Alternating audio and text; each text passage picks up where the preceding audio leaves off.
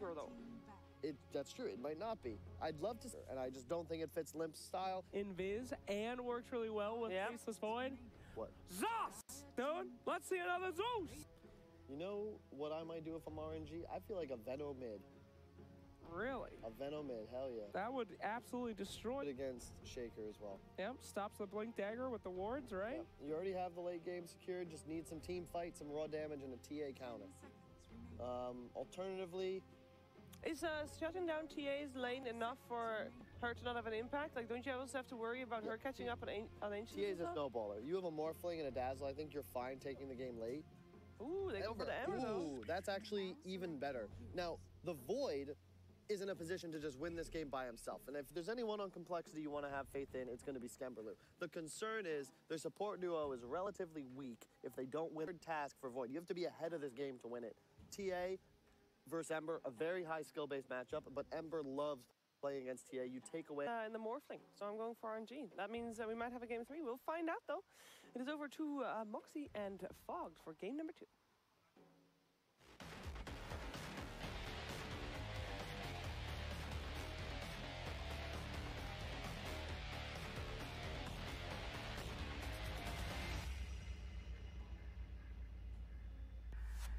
All right, guys, welcome back.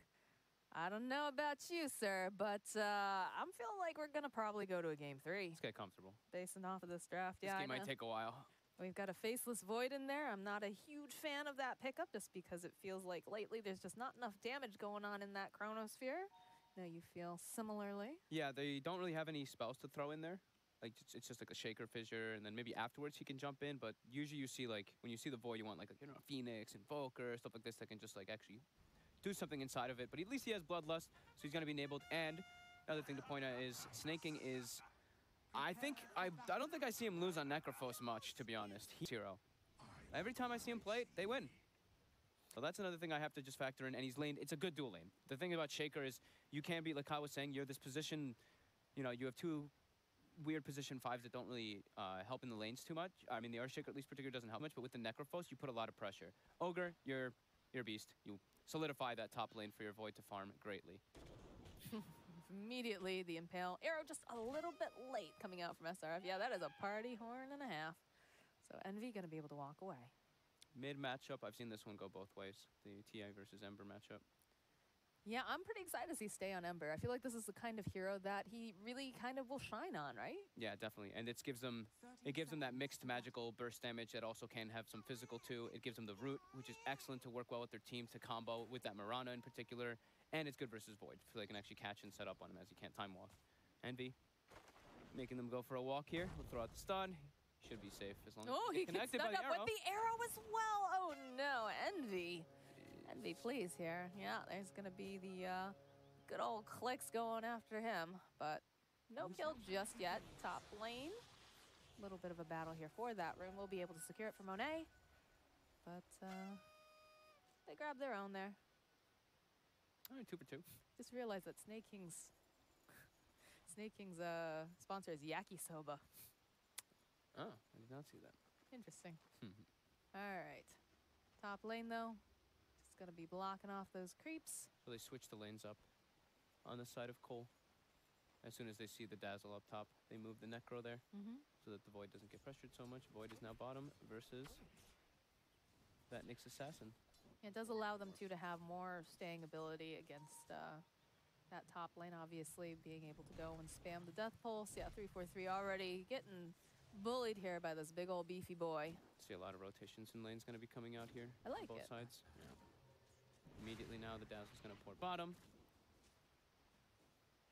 to be able to safeguard his morph.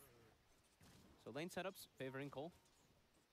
They've got exactly what they want, and Limp knows this matchup. He should be able to do really well. Limp is a phenomenal TA. I've seen him go just ridiculous with this. Look at Stay. Yeah, he's getting pretty low. Should be fine, but definitely the pressure is on. You can see that Limp is very comfortable with this hero. I was saying, like, I've seen this matchup go both ways, of course, but I've also seen, like, the good TA players crush the Ember versus that Ember Spirit. You just get hit by too many side blades, and you have no armor. So every time you do get hit by them, it hurts you so much. Creeps away here so that way he can actually get some of these CS.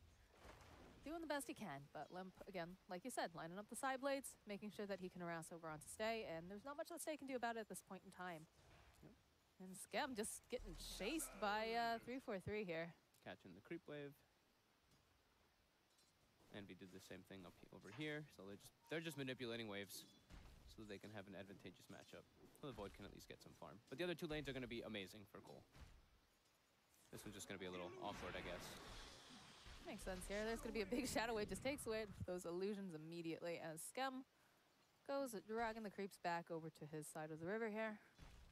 And Envy will get a full denied wave, pretty much. Feels 4 pretty and good 3 right last now. hits on the shaker, yeah. They have to manipulate the wave bottom RNG. They have to get pulls off, either the small pull or the big pull. As Envy, he's going to run there immediately to try to stop it. He's checking if it's the small pull. If not, so that's okay though. Hanging out there in the lane. Mm-hmm. It just feels like there's so much going on outside of the lanes this game, right? They're seeing pulls, you're seeing people like running around. We still have, of course, the mid matchup here between Stay and Limp. Limb's owning it. Yeah, he's very much ahead here in CS. 13 and 7, 7 and 1 over here on the Ember. This could cause a huge snowball for complexity. Getting these two incredibly big cores at the start. Now let's not discount Stay though, because we've seen him get absolutely obliterated in lane, and then manage to come back, make enough space, and they've taken it. So Very true. On a similar type of hero, right? On that storm. yeah, So on Ember those can- spirits, man. Yep. Stay in the But spirits. he's dropping low. He's got to be very careful. I thought Envy was still there. I thought he might be there for the fissure. It's a good cancel there over on the south there on Limp.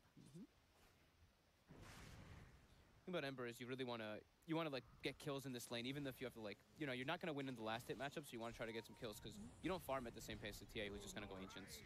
He's just going to go Ancients, and then you're completely set off as the fissure. They get put on the opposite side of it, and Z-Freak has decided, I don't need to be top anymore. Necrophos is going to win versus that Mirana quite handily. Yeah, there's very low chance that he's going to get solo killed by a Mirana. So it makes sense that you want to see him do that rotation. Try to put some more pressure down here on the Morphling. Double damage rune is spotted out here by Eternal Envy. Looks like he's going to be picking that up for himself here. Lovely. Snay might have to just be careful of getting wrapped on here from Afu. You don't want to get set up. He's looking. Up a little taps, in comes Eternal Envy though. Fissure comes through, oh, but he walks into the arrow. Looks like Afu now caught on the other side. We'll throw out that Spike Carapace. Good move by Envy. Just instantly TP top before the move even happened. Wanting to play around that